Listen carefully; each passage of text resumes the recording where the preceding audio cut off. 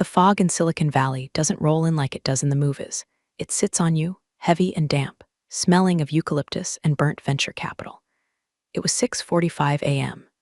The air was still crisp, the kind of morning where you can hear the hum of the server farms in the basement of Building C if you listen hard enough. I love this time of day. It's the only time my campus feels like mine before the armada of Teslas and Rivians invades, bringing with them a tidal wave of matcha lattes and unearned confidence. I was walking the perimeter of the plaza, checking the landscaping. My late husband, Robert, used to say that you could judge the health of a company by the state of its hydrangeas. If the irrigation is broken, the cash flow is next. I stopped by the main entrance of the flagship building, the glass monolith that currently housed Vertex AI, flavor of the month startup that had leased the top 3 floors 6 months ago. That's when I saw it. A Bentley Continental GT, matte black wrap, custom rims that probably cost more than my first house. It was parked diagonally across 2 spaces. Not just any 2 spaces, but the striped loading zone and my spot. The one with the faded white stencil that reads Reserved A. Mercer. I stood there, sipping my black coffee from a thermos that's seen more job sites than a union foreman, just staring at the audacity of it. The engine was still ticking, cooling down. It looked like a bruised beetle sitting on my asphalt. Suddenly, the glass doors of the lobby swung open. Out walked a man who looked like he had been generated by an AI prompted with arrogant tech director, 30s, Adderall addiction. He was wearing a vest that was too tight, loafers with no socks, holding 2 iPhones. This was Devin, the new director of operations for Vertex. I'd seen his picture on their website, usually captioned with a quote about disrupting paradigms. He didn't look at my face. Men like Devin never look at the face of a woman over 40 unless she's holding a checkbook or a subpoena. He looked at my work boots, practical, leather, steel toe, and my heavy canvas jacket. He saw the ring of keys clipped to my belt loop. "Hey, you," barked, not breaking stride. I turned slowly. "Excuse me, your facilities, right? Or valet, whatever." He stopped 5 feet away from me, scrolling on one of his phones. "I'm late for a scrum. Park this. And don't scratch the rims or I'll have your job." He tossed the keys. It was an underhand toss, lazy and dismissive.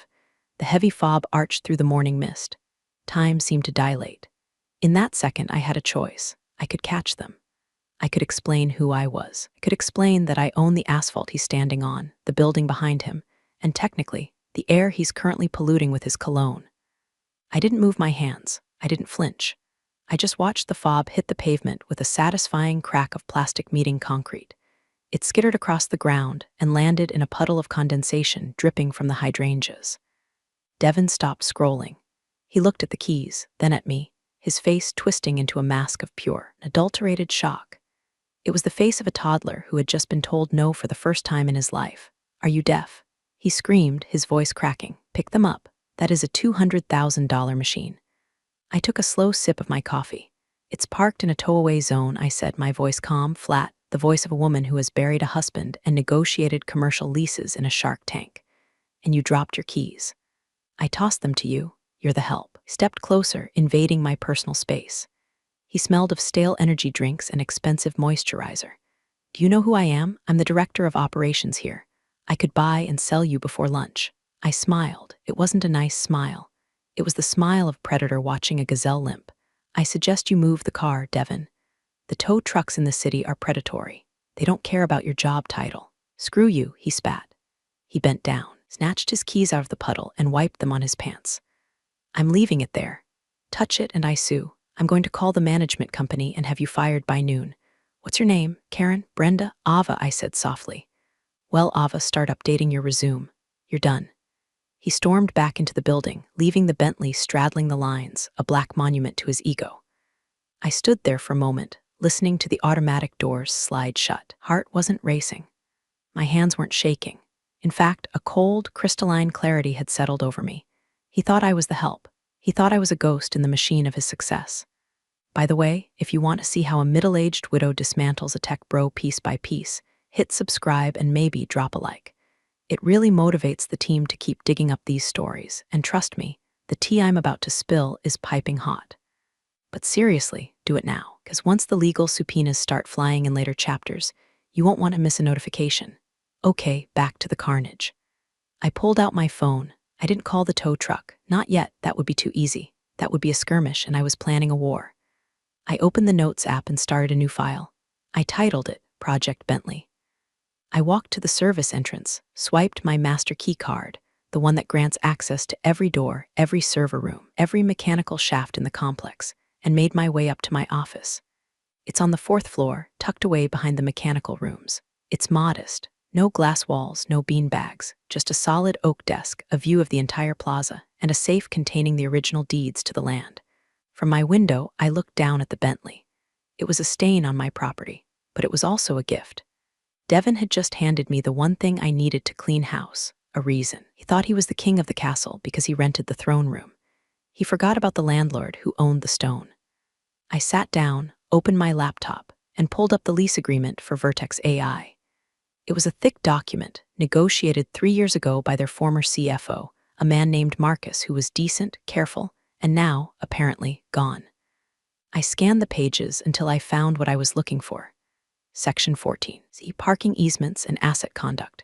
My eyes scanned the legalese. A slow warmth spread through my chest. Oh, Devin, you didn't just park in my spot. You parked in a breach of contract. To understand why the Bentley was the nail in the coffin, you have to understand the corpse. Vertex AI moved in 8 months ago. Back then, they were different.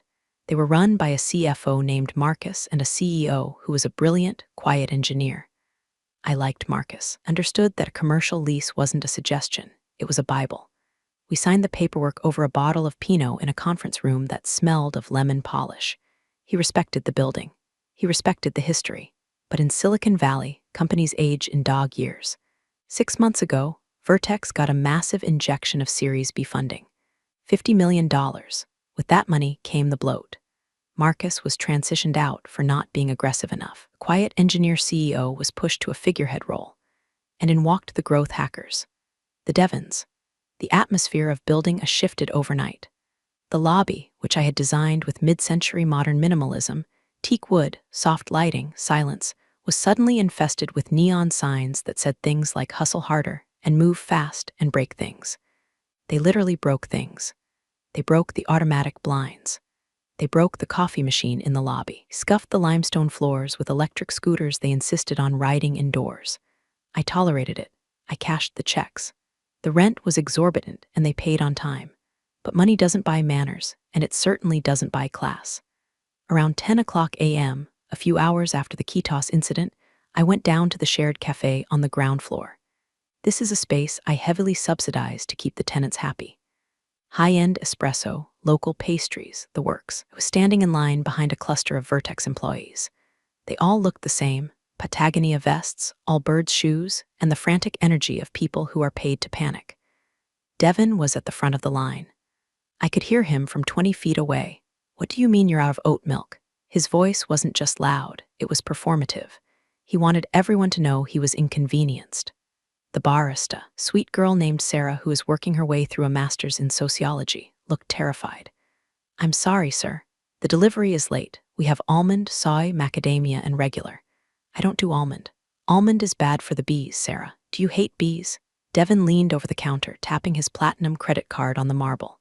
I pay a premium for this office space. That premium includes oat milk. It's in the SLA. I stood there, blinking. It was definitely not in the service level agreement.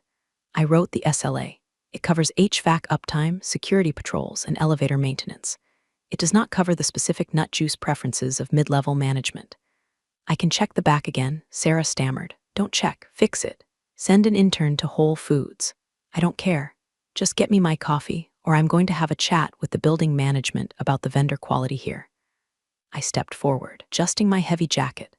I looked like a janitor, remember, sir? I said, pitching my voice low and deferential. The grocery store is 2 blocks away. Maybe one of your team could run over. Devin spun around. He didn't recognize me from the parking lot incident immediately, or maybe I just barely registered as a human being to him. He squinted. Oh, you again. The valet.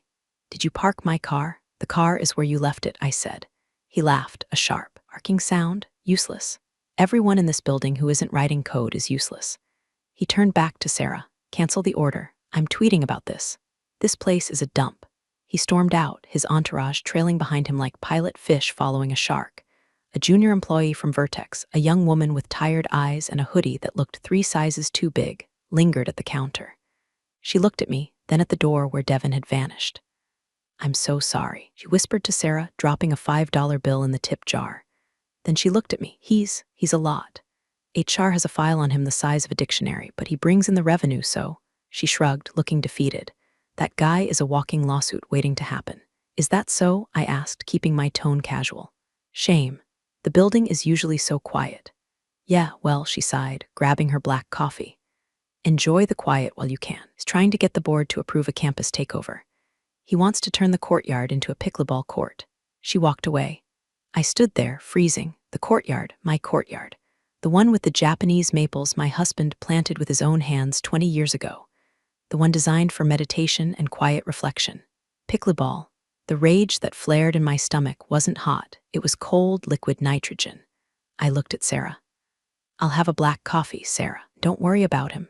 "He's awful, Mrs. Mercer," Sarah whispered. "She knows who I am. She's one of the few who does. He treats everyone like dirt." "Dirt is patient, Sarah," I said, taking the cup. "Dirt eventually covers everything." I took my coffee and walked back to the elevators. I had amused curiosity before.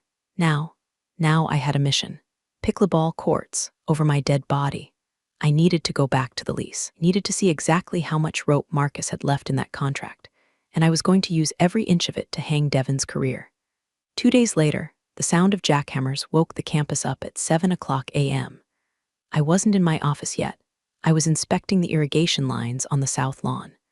I heard the rat-a-tat-tat echoing off the glass facades and felt the vibration in the soles of my boots. Construction requires permits. Construction requires approval. Construction requires me. I hadn't approved anything. I drove my golf cart. Yes, I have a golf cart, and I look ridiculous in it, but it's efficient, around the corner to the guest parking lot. There they were. 3 white vans marked Quick Charge Solutions. A crew of guys was tearing up the pristine asphalt of the guest lot, not the tenant lot, the guest lot, and trenching through a bed of ornamental grasses to lay conduit. Devin was standing there, pointing at a blueprint on an iPad, wearing a hard hat that looked pristine. I parked the cart and walked over. The destruction was visceral. They had severed the root systems of 3 mature agapanthus bushes. They were drilling directly into a retaining wall that I knew for a fact contained the main fiber optic trunk for the entire campus. "Stop," I yelled, waving my arms. "Shut it down." The foreman looked up, saw a crazy lady in a canvas jacket, and hesitated. Jackhammers wound down. Devin turned slowly. He rolled his eyes so hard I thought they'd detach. "Oh my God, you again? Are you stalking me? Do you not have toilets to scrub? You cannot dig here," I said, ignoring the insult. "This is a guest lot, and that wall contains the fiber lines for Building B. If you drill through that, you knock out the internet for the medical research firm next door. They are doing live clinical trials."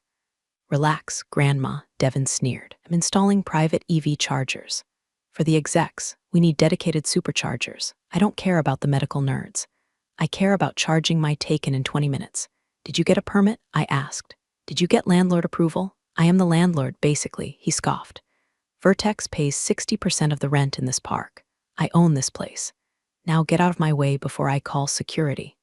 "I am security," I muttered. He had already turned back to the foreman. "Keep drilling. If she bothers you again, spray her with the hose." I stepped back. I took a photo of the trench. I took a photo of the severed roots. I took a photo of the Quick Charge van license plates. Then I walked away. He wanted to play I own the place. Fine. That evening, there was a monthly tenant mixer in the main lobby. Usually, I skip these. It's a lot of cheap Chardonnay and business card swapping. But tonight, put on a blazer over my work clothes, my version of formal wear, and went down. The lobby was loud. Vertex had taken over the event, naturally. They had brought in a DJ who was playing EDM at a volume that made the windows rattle. Devin was in the center of a circle of young admirers, holding a glass of champagne like a scepter. I drifted to the edge of the circle, nursing a sparkling water. So I told the old hag, Devin was shouting over the bass drop, counting the morning's events, that if she wants to stop progress, she can go work at the library. "We're taking over the whole lot soon anyway. I'm going to pave over that stupid garden in the back and put in a drone landing pad." The group laughed, a sycophantic laugh. "But what about the lease?" someone asked. "Doesn't the landlord have say?" Devin scoffed. "The landlord is some shell company. Mercer Holdings." Probably some absentee boomer living in Florida. I don't care as long as the check clears. I haven't even read the lease. Why would I? We're Vertex. We do what we want. I haven't even read the lease. The words hung in the air like a beautiful, shimmering target. He hadn't read it. He didn't know about the easement clauses. He didn't know about the quiet enjoyment stipulations. And he certainly didn't know about Section 22, material alteration of premises and asset forfeiture. I smiled. It was the first genuine smile I'd had in days. I turned to leave and Devin caught my eye. He winked, a mocking, arrogant wink. Enjoying the free booze, janitor, he mouthed. I raised my water glass to him. Cheers, Devin, drink up. I went back to my office. It was 9:00 p.m. I called Lydia. Lydia is my external compliance officer. She's a chain-smoking ex-building inspector who hates everyone, but she hates code violations the most. Lydia, I said when she picked up, I have a job for you. Is it that tech company? She rasped. It is. Did they break something? They're drilling into the fiber easement to install unauthorized high-voltage chargers in a common area, I said. Silence on the other end. Then, the sound of a lighter flicking. A deep inhale. I'll be there at 6:00 a.m., Lydia said. Bring the blueprints. I'm going to bury these idiots in red tape. Oh, Lydia, I said, watching the party lights pulse below my window. It's not just red tape. We're building a dossier. Lydia arrived as promised, looking like a noir detective who had given up on solving murders to focus on zoning laws. She wore a trench coat, despite the California sun, and carried a clipboard that looked like a weapon. She didn't look at me. She looked at the trench in the asphalt. Unshielded conduit, she mumbled, kicking a piece of plastic pipe, less than 18 inches of cover. No warning tape. This is a fire hazard, a trip hazard, and an insult to the National Electric Code. Document it, I said, holding the tape measure. For the next 3 days, we became invisible shadows. We didn't confront Devin. We didn't yell. We just watched and we wrote. The dossier began to grow. It wasn't just the parking or the chargers. When you start looking at a company run by people who think rules are for legacy industries, you find rot everywhere. Violation 1, unauthorized subletting. We found a startup selling crypto mining heaters operating out of a supply closet on the 3rd floor. Devin was charging them rent in Bitcoin. That's a direct breach of the exclusivity clause. Violation 2, fire code. They had blocked the emergency exit in the West Wing with a foosball table and a pallet of Soylent. Lydia actually cackled when she saw that. If there's a fire, she rasped, die screaming over who gets the goalie. Violation 3, noise pollution. The medical research firm next door, my best tenant, who pays 5 years in advance, filed a formal complaint. Apparently, Vertex's creative brainstorming sessions involved a subwoofer that was vibrating the microscopes in the lab. They think this is we work, Lydia said, snapping photos of a kedgerator plugged into a surge protector that was daisy-chained to 3 other surge protectors. Think they're in a frat house. They don't realize you're the owner. Why haven't you told them? I looked at the photo of the kedgerator. Because if I tell them, they'll just apologize and try to pay a fine. They'll try to charm me. I don't want an apology, Lydia. I want them out, or I want them broken. You're enjoying this, she accused, scribbling furiously. I'm protecting my asset, I lied. I was enjoying it. I was enjoying the feeling of the trap snapping shut. The turning point of the investigation came on Thursday. I was in the lobby, polishing the brass handrails. Yes, I do that sometimes. It calms me when I overheard Devin on the phone. He was pacing, loud as always. Yeah, the board is pushing back on the burn rate, he was saying. But I told them we have the facility locked down. I told them we own the lease on the parking structure. Yeah, I lied. Who cares? They are in New York, not going to fly out here to count parking spots. As long as the valuation holds until the IPO, I'm cashing out. I froze. My polishing cloth stopped moving. He wasn't just a bad tenant. He was defrauding his own investors. He was claiming assets he didn't have, specifically my parking structure, to pump up the company's valuation. I went back to my office and called my lawyer, intense, shark-eyed man named Soulful named Arthur. Arthur, I said, hypothetically, if a tenant claims ownership of common areas to secure funding, and those common areas are explicitly defined as landlord-controlled in the lease, is that just a breach, or is it fraud? Arthur chuckled. Ava, that's piercing the corporate veil. That exposes the officers to personal liability. Why? Who's being stupid? Vertex, I said. The AI guys? I thought they were the next unicorn. They're a donkey in a party hat, Arthur. I need you to prep a notice of default. But don't send it yet. I need one more thing. What? I need him to do it again. I need him to claim the property in front of a witness I can use. You're scary when you're quiet, Ava. I'm not quiet, Arthur. I'm just muted. I hung up. The dossier was 2 inches thick. Photos, decibel readings, fire marshal reports, and now the hint of securities fraud. But I needed the kill shot. I needed him to disrespect the property in front of the money. And because the universe sometimes rewards the patient, I saw the schedule on the lobby monitor. Friday, 2:00 p.m., Vertex AI International Investor Walkthrough. Perfect. Friday afternoon. The sun was high and brutal, bleaching the color out of the asphalt. A fleet of black SUVs pulled up to the main entrance. This wasn't the usual Uberlux crowd. This was serious money. SoftBank money, sovereign wealth fund money. Men in suits that cost more than my car, stepping out into the heat, looking skeptical. Devin was waiting for them. He had actually put on a jacket, though he paired it with sneakers. He was vibrating with manic energy. "Welcome, gentlemen. Welcome to the Vertex campus," he announced, spreading his arms wide as if he had built the place himself with a trowel and mortar. I was nearby, trimming the hedges near the entrance. I wasn't hiding. "Wanted to hear?" As you can see, Devin gestured to the main building. "We have fully integrated the facility into our workflow. We have plans to expand into the north wing next quarter." He didn't have plans. He didn't even have an option to renew. One of the investors, a stern older man with silver hair and a German accent, pointed to the parking lot. Specifically to the spot right in front, my spot. The Bentley was there again, parked diagonally. Again. Very impressive, the German said, "but parking is tight in the valley, yeah. Do you have secured allocation?" "Oh, absolutely," Devin laughed, clapping the man on the back. "See that Bentley? That's my spot. We control this entire front lot. We have priority easement. The landlord basically reports to us." He saw me then. I was holding hedge clippers, standing 10 feet away. The German looked at me, then at Devin. "And the staff?" Devin sneered. "Part-time janitorial." "Hey, you, Brenda." Snapped his fingers at me. Snapped his fingers. "Get these leaves off the walkway. We're trying to have a meeting here. And honestly, try to look a little more presentable when we have guests. You look like you slept in a dumpster." The investors chuckled nervously. It was an ugly moment, a power flex at the expense of the weak. I looked at Devin. I looked at the German investor. I looked at the Bentley. "I'll get right on that," I said. My voice was devoid of emotion. "Good.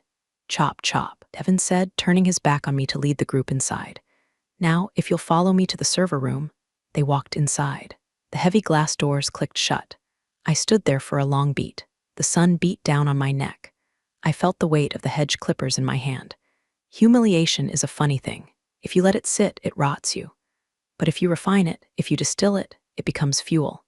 High-octane, clean-burning fuel. It called me a janitor in front of his financiers. He had claimed my property as his own, and he had parked in my spot after being warned. I took out my phone. I didn't open the Notes app this time. I opened my contacts. I scrolled past Arthur Lawyer and Lydia Code. I tapped a number I hadn't used in 2 years, not since a drunk driver abandoned a sedan in the loading dock. "Frank's Towing and Recovery," a voice grunted. It sounded like gravel in a blender. "Frank, it's Ava Mercer. Mrs. Mercer, long time. What can I do for ya? Need a jump?" "No, Frank. I have a vehicle on the property in violation of posted signage. Unauthorized use of a reserved space. Repeated infractions. Make and model, Bentley Continental GT, matte black." Frank whistled. "Oof, that's a heavy beast. You want it moved to the street?" I looked at the building. I could see Devin in the lobby through the glass, gesturing wildly at a mural. "No, Frank," I said. "I don't want it on the street. I want it impounded. I want you to take it to your lot in East San Jose. The one behind the junkyard. That's a hell of a retrieval fee, Mrs. Mercer. The owner is gonna be pissed. The owner is currently busy lying to investors, Frank. Can you be here in 10 minutes for you? I'm already turning the key." I hung up. I clipped the phone back to my belt. I went back to trimming the hedges. I wanted the edges to be sharp, razor sharp, just like the clause I was about to enforce. Let's talk about lease agreement section 14, subsection D, paragraph 3. My husband, Robert, was a kind man, but he was also a paranoid man. He grew up poor, and he believed that if you gave someone an inch, they would take a mile, then sue you for the cost of the ruler. When we drafted the standard commercial lease for the campus, Robert insisted on what he called the asshole clause. Legally, it's known as a lien on personal property for breach of easement. It states, in very fine, very binding print, in the event of repeated, documented violations of parking assignments, common area usage, or safety protocols, The landlord reserves the right to remove offending property at the tenant's expense. Furthermore, should said violations coincide with arrears or material breach of contract, landlord may hold said property as collateral against damages. Devin hadn't just parked in my spot. By installing those EV chargers without a permit, he had caused estimated damages of $40,000 to the electrical grid and landscaping. By operating a crypto mine, he had spiked the unmetered utility usage. Technically, Vertex owed me close to $65,000 in damages and penalties. Bentley was worth $200,000. It was perfect collateral. Frank arrived in 12 minutes. His truck was a monster, a flatbed Ford F550 with chains that rattled like the ghosts of repossessed Civics. That the beauty? Frank asked, leaning out of the cab. He was chewing on a cigar that wasn't lit. That's it, I said, pointing with my shears. Key. No key, drag it. Frank grinned. Music to my ears. The process was violent and beautiful. Frank didn't play nice. He hooked the winch onto the Bentley's rear axle. Because the car was in park and the parking brake was on, the rear tires locked. The winch screamed. The Bentley groaned as it was dragged, tires screeching against the asphalt up onto the flatbed. It sounded like a dinosaur dying. Inside the glass lobby, I saw heads turn. The investors were looking. Devin was looking. But they couldn't hear the screeching through the soundproof glass. Just saw a massive truck hauling away the director's pride and joy. Devin's face went pale. He ran to the glass, slapping it with his palm. He looked like a mime trapped in a box of his own stupidity. Frank secured the chains. Where to? The deep storage lot, Frank. The one with the guard dog that bites. You got it, boss. Frank drove off. The Bentley bobbed up and down on the flatbed, a defeated beast. I went back to my office. I made a fresh pot of coffee, sat down and waited. 3 minutes later, my office phone rang. It was the front desk. Mrs. Mercer, it's Chloe from Vertex. Devin's assistant, her voice was shaking. Yes, Chloe, how can I help you? Devin is. He's screaming. He says his car was stolen. He says he's calling the police, he says. He says you saw it happen. I did see it happen, Chloe. Did you see who took it? I did. Can you tell us? Tell Devin, I said, leaning back in my leather chair, that his vehicle has been secured pursuant to Section 14. D of his lease agreement regarding collateral for damages to the property. Tell him it's parked in a secure location pending payment of outstanding liens regarding the unauthorized electrical work and landscape destruction. Silence, you towed it. I repossessed it, Chloe. There's a difference. Repossession implies I have a legal right to it, which I do. Oh my God, she whispered. He's going to kill me. Won't kill anyone, Chloe. He's a bully, and bullies crumble when you take their toys. Now, if you'll excuse me, I have a board meeting to prepare for. Board meeting? You're not on the board. Not your board, Chloe. Not yet. But tell Devin to check his email. My lawyer just sent the notice of default. I hung up. The silence in my office was heavy, but it wasn't lonely. It was the silence of a chess player who just moved their queen into position and is waiting for the opponent to realize the game ended 3 turns ago. News travels fast in a building with glass walls. By 4:00 p.m., the story of the Bentley wasn't just hallway gossip, it was lore. I took the elevator down to the basement to check the meters. 2 young engineers from a different startup were in the car. They didn't know who I was. Dude, did you hear about Vertex? One whispered, the car thing? Yeah, savage. I heard the landlord is actually some cartel front. Who tows a Bentley in the middle of a VC tour? Devin is losing his mind. I heard the German investors walked out. They thought it was a repo because the company was broke. I stared at the floor numbers, suppressing a smile. Cartel front. I liked that better than janitor. The ecosystem was turning. Devin's power came from the illusion of invincibility. It was the guy who broke rules and won. But when you break rules and lose, you're just a liability. When I got back to my desk, I opened the dossier. It was time for the next phase. The towing was a physical blow, now I needed a structural one. I drafted an email, not from me, but from Concerned Tenants Association, an entity that consisted entirely of me and Lydia. I attached the photos of the fire hazards. I attached the decibel readings, attached the log of the unauthorized crypto mining. And I sent it to the general inquiry inbox of Vertex's parent holding company, a massive conglomerate based in New York called Onyx Capital. Subject: Risk Assessment/Liability Exposure at Silicon Valley Campus. It was dry. It was boring. It was deadly. Corporate boards don't care about feelings. They care about liability. If a fire starts because of a blocked exit, they get sued. If the power grid blows because of a crypto mine, they get sued. Saturday passed quietly. Devin was reportedly working from home, probably because he didn't have a car. Monday morning, the phone rang. It wasn't Chloe. It was a 212 area code. New York, Miss Mercer, a woman's voice. Crisp, efficient. This is Alina Vance, General Counsel for Onyx Capital. Hello, Miss Vance. We received some disturbing documentation regarding our portfolio company, Vertex AI. We understand you own the property. I do. We're seeing reports of lease violations, unpermitted construction, and a vehicle seizure. The vehicle was collateral for damages, I said smoothly. Standard procedure. Right. Well, Miss Mercer, we are flying a team out on Wednesday. We are conducting an emergency audit of the Vertex leadership. We would like to invite you to sit in. Need to understand the extent of the liability. I'd be happy to help, I said. I can have the conference room prepped. Thank you. And Miss Mercer? Yes. Is the building actually safe, or should we bring hard hats? The building is safe, Miss Vance. The tenant is the hazard. Understood. See you Wednesday. The trap was fully sprung. They weren't coming to defend Devin. They were coming to cut out the rot. And they were inviting the surgeon to the table. I spent Tuesday prepping. Didn't wear my work boots. I went to my closet and pulled out the armor I hadn't worn since Robert died. A tailored Armani suit, charcoal gray, silk blouse, heels that clicked with the authority of a gavel. I walked the property one last time. The spot where the Bentley had been was empty. The oil stain was still there, but I'd scrubbed that out later. I saw Chloe, the assistant, outside smoking a cigarette. She looked exhausted. Mrs. Mercer? She stared at me. Had never seen me in a suit. Hello, Chloe, you look different. I'm attending a meeting, Chloe. She looked at the building, then back at me. A dawn of realization crossed her face. The board meeting, the one Devin is freaking out about, that's the one. She took a drag of her cigarette, then dropped it and crushed it under her heel. He's in there prepping slides about synergy.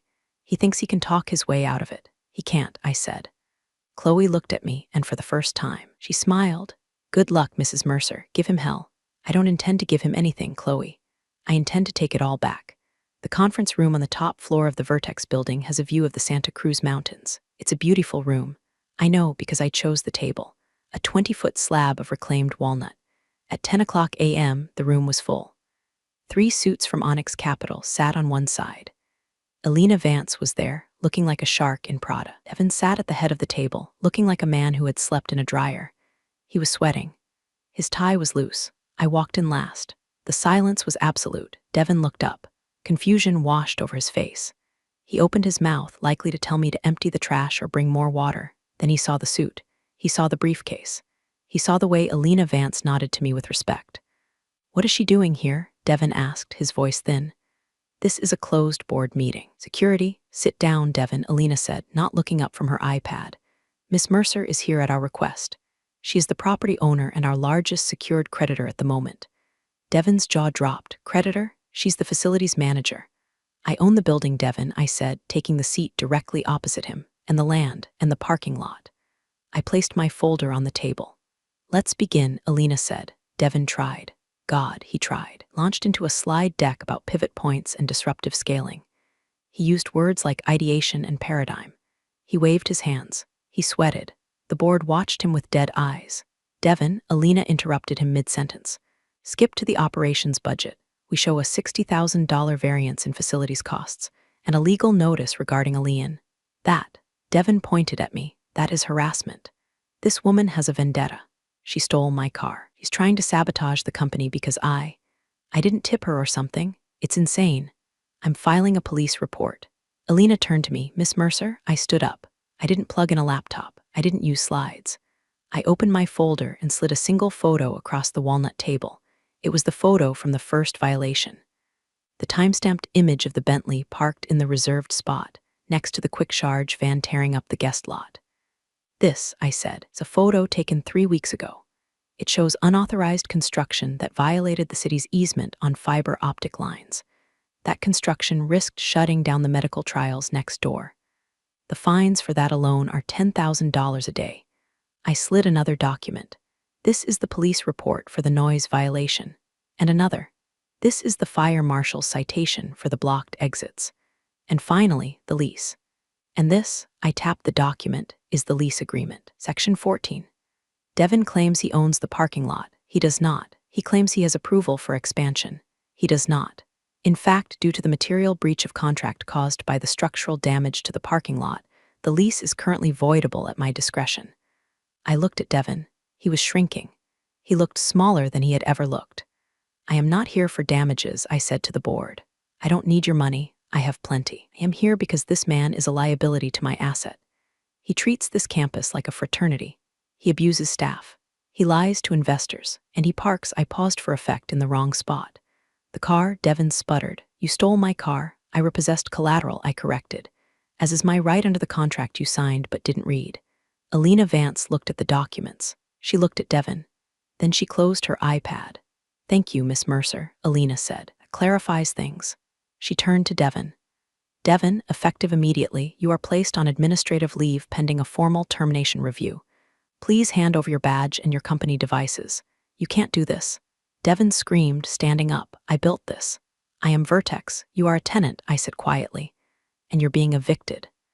Security, my security guards, who I had texted 5 minutes ago, stepped into the room. Please escort Mr. Banks out of the building, Alina said. Devin looked around the room. No one made eye contact. He looked at me last.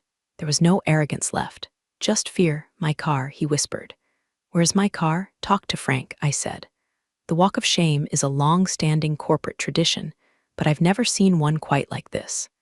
Devin was escorted out of the building he thought he owned, carrying a cardboard box that contained a fake succulent and a world's best boss mug that he had definitely bought for himself. He was flanked by 2 of my largest security guards, guys who usually spend their day politely asking delivery drivers to move. Today, they looked like executioners. I walked out behind the board members. We stood on the steps of the plaza. The fog had burned off. The sun was shining. The air smelled of jasmine and justice. Devin stopped at the curb. He looked left. He looked right. He was looking for a ride. But he had no phone company property seized. He had no car impounded. Then the sound of a heavy diesel engine rumbled around the corner. It was Frank. But he wasn't bringing the Bentley back. He was towing a Tesla Model X, one of the Vertex company cars that had been parked in the fire lane. The driver, Frank's cousin this time, slowed down as he passed the entrance. He saw me standing on the steps in my suit. He saw Devin holding his box.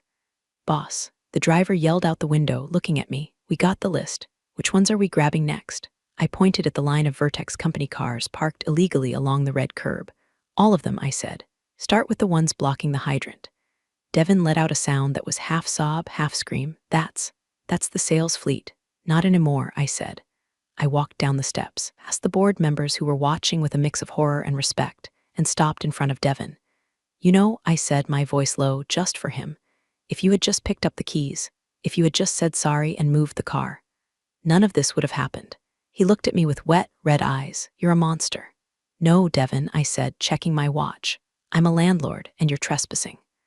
I turned to the security guard. Remove him from the property. I watched them walk him to the edge of the campus, to the public sidewalk where the real world began. He looked small. He looked like just another guy in a vest who thought he was the main character, only to realize he was just an extra in someone else's movie. Alina Vance walked up beside me. She offered me a cigarette. I don't smoke, but I took it. I just held it unlit. Ruthless, she said. We could use someone like you in New York. I prefer the weather here, I said, and the parking is better. We'll appoint an interim director tomorrow, she said. Someone boring. Someone who reads leases. That would be appreciated. She nodded and walked toward her waiting black SUV. I stayed on the steps. I looked at the spot where the Bentley had been. It was empty. The reserved A. Mercer stencil was visible again, stark and white against the black asphalt. I walked over to my spot. I stood in the dead center of it, pulled out my phone and opened the banking app. The notification had just come through. The penalty fees from Vertex had been wired by Onyx Capital to clear the lien, $65,000. I transferred it immediately to the campus beautification fund. I was going to plant more hydrangeas, maybe a few prickly pear cactuses, right along the guest parking spots, for texture. I looked at the empty spot. I took a deep breath of the eucalyptus air. My dignity hadn't left. It had just been parked in the garage for a while. And now I was back in the driver's seat. I walked back inside. There was a scuff mark on the floor where Devin had dragged his feet. Sarah, I called out to the girl at the coffee bar. Yes, Mrs. Mercer, she beamed. Get a mop, please, and then, Bring me an oat milk latte on the house. We just got a delivery, she said. Perfect, I smiled. I'll take it in my office. I had a lot of paperwork to file and a new lease to draft. This one was going to have a very special clause about key tossing. End of thread. If you enjoyed watching a tech bro get deconstructed, you know what to do. But seriously, read your leases, people, and be nice to the janitor. She might own the building. Places don't hand out justice memos, but somehow it always finds the right inbox. This story was proof that quiet moves beat loud egos every time. Thanks for listening. I'll see you next time.